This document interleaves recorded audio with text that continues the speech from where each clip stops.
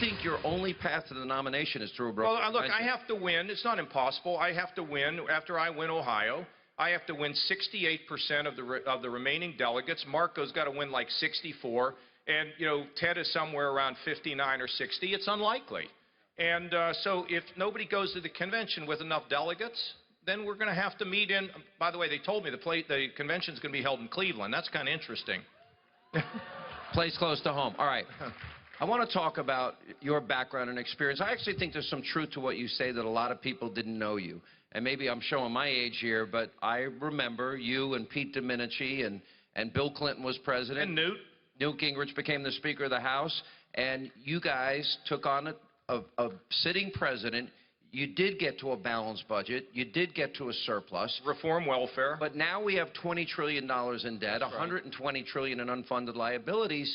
The numbers are much bigger. Can you do that? Of course. How do you duplicate that? Let me just remind you of something that's really sad. When I left Washington, we had a projected $5 trillion surplus. Okay? And my friends told me in Ohio, now that you and your buddies are leaving, they're going to spend it. I said, you can't spend $5 trillion.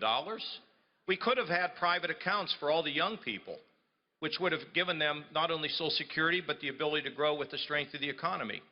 Guess who controlled Congress? Republican House, Republican Senate, and a Republican president. No one stood in the breach and remembered the people. And they blew $5 trillion, put us deeper in the hole. I like to say, you know, Democrats, they love to spend, so do Republicans. They just feel guilty when they do it. But, I mean, we have to think about this. Here's, at the end of the day, if we cannot control this fiscal policy, if we cannot reduce the taxes or control regulations, we're going to drift. And we're going to have a lousy economy, and these young people who want to realize their God-given purpose will be denied it. See, what politicians worry about too much is being popular. You can't, if that's your goal is to be popular and loved and you worry about the next election, get out. Just go away. Go do something else. You're in there to raise everybody and make hard choices. I've done it all my life. This is not rhetoric, folks. Go check my record. A lot of people run away from their record. Please go check my record, okay? And you'll see that it's true. We stand together, we'll have victory in this country. I'm telling you. Chris Christie said there's no way to balance the budget without dealing with entitlements. We've always been told that's the third rail of politics. Yeah. Well, hang on.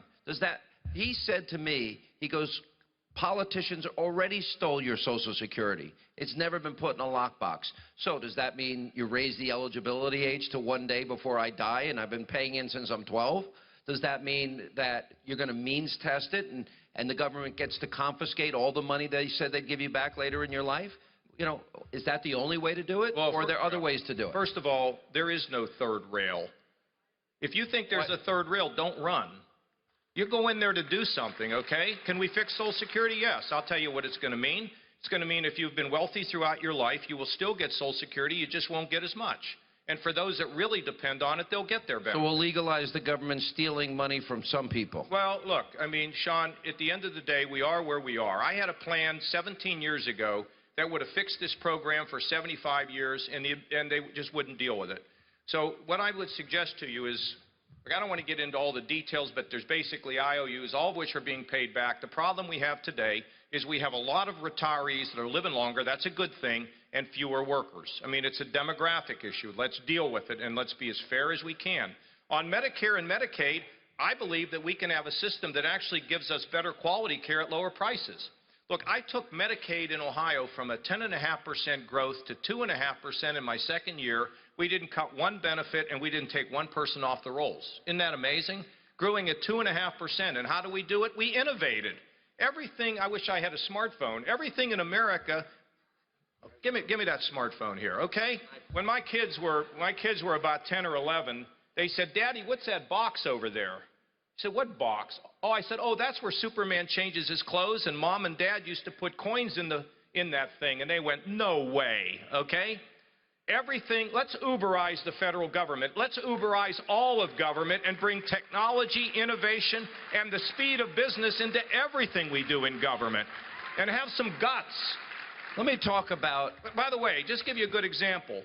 As you can see, I'm doing a lot of work up here. Oh, let me give you a good example. Uber, okay? Doing a great job, right? We all like Uber. Here's the thing. You realize in cities that the politicians and the regulators are lining up to try to snuff it out. You see, the fact of the matter is we need to welcome innovation and change. It makes us fresh, new, alive again. And we got to stop that kind of stuff. I want to talk about Homeland Security. We have people chopping off people's heads, burning them alive. They are saying convert or die, and it raises questions about the safety and security of every American. ISIS is the modern-day evil in our time. Yes. Okay. Is this an ongoing war? Do we have the ability to win it without boots on the ground? No, we have to go. No, we have to get up. We have to get, just like what we did to push Saddam Hussein out of Kuwait. Look, here's my view. You get the Arabs, okay? You get Egypt and Jordan and Saudi Arabia, the Gulf states and others, and then bring our Western allies who are really sitting right there. We got to go in the air, on the ground, and we have to destroy ISIS. So we're going back on the ground. Yeah, but look, get it, win it, destroy them, settle it down, and come home. Let them over there draw the map. Don't be policemen of the world. Why aren't they doing it on their own? Because they won't, Sean. They won't. So we have to lead or nothing's going to happen, and ISIS is going to grow bigger and dig in deeper. Now, let's talk about here at home. The FBI heads the Counterterrorism Task Force, along with Homeland Security, state and local officials, and that's good. And they do a great job of disrupting. And for everybody here, you see something, call somebody, please. Now, let me also tell you, we got this big fight going on between Apple and our intelligence community. If I were President of the United States, I would take Apple and the intelligence community, lock them in a room and say, you aren't coming out till you figure this out, and when you come out, you're not going to talk to the press about it, and we're not going to put it on the front page of a paper. We're just going to make sure we're secure. That's what a leader does. And I might put Hannity in the room with him. That'll work. But in all honesty, what I would like to see for America, I mean, we all watched our sons and daughters, and they shed blood in Ramadi and Fallujah and Mosul and Tikrit, and now those cities are in the hands of ISIS. Because just like Vietnam, once we politicize a war the way this president has and Hillary has and all these other people, you know, our sons and daughters died there. And I worry that I think we've got to advance and develop the technology where we don't have to send men and women over there to fight and win wars.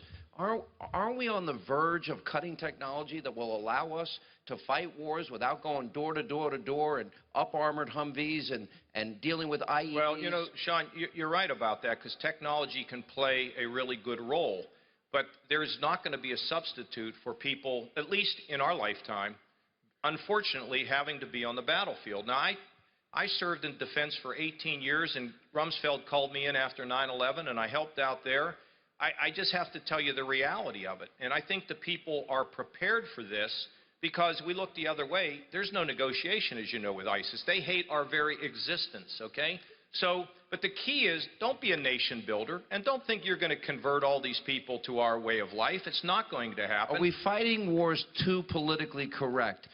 Oh, well, Ted Cruz has said carpet bomb them. Donald Trump said bomb the living out of them. And I wonder if, you know, America is too concerned. Look, we care about human life.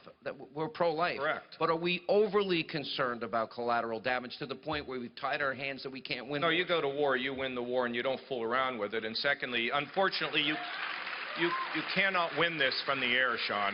You have to take ground. I mean, it just is the way it has to be. But let me also say, we got to wrap up. The United States should never involve itself in a civil war. And we also really fouled up this thing in Libya, where we withdrew Gaddafi. Now ISIS is there. Hillary was behind it. I mean, when you think about Hillary's time as the Secretary of State, the whole world started doubting America. Now she wants to be the commander-in-chief. Give me a break, okay? It's an absurd consideration.